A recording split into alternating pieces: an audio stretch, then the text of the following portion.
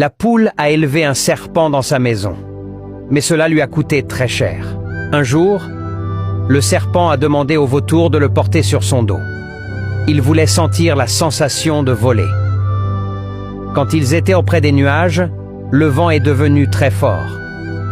Le serpent est tombé du dos du vautour et il est tombé du ciel sur un rocher. Le choc sur le rocher était très fort. Son corps était très blessé. Le serpent pleurait de douleur. La poule a trouvé le serpent dans cet état très triste. Le serpent pleurait beaucoup. Quand la poule a vu cela, son cœur s'est rempli de compassion.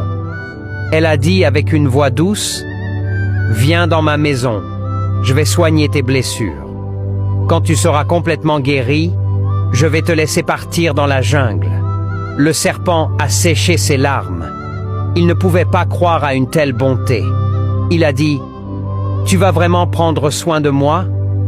Si tu fais cela pour moi, je te promets aussi de te protéger pendant les jours où je resterai dans ta maison. » Alors ils ont fait un accord. La poule va soigner le serpent et le serpent va protéger la poule. Avec beaucoup d'amour et de patience, la poule a amené le serpent dans sa maison. Elle a préparé de l'eau chaude. Elle a mis un tissu humide et chaud sur le corps blessé du serpent. Elle est aussi allée chercher des plantes médicinales autour de la maison.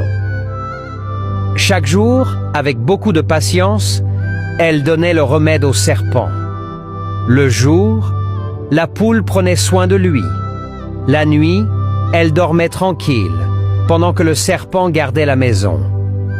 Tout semblait parfait. Tout était comme ils avaient promis. La poule ne pouvait même pas imaginer le danger d'avoir un serpent dans la maison. Le matin, ils buvaient le café ensemble. Ils parlaient tranquillement. Ils marchaient dans la forêt verte. Ils riaient, racontèrent des histoires et des blagues.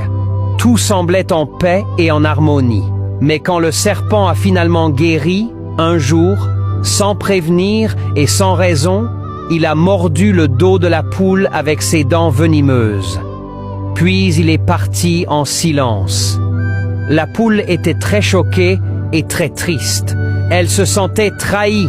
Elle a cherché le serpent partout dans la maison, derrière le canapé, rien, derrière le frigo, rien, sous le lit, rien. Le serpent avait disparu.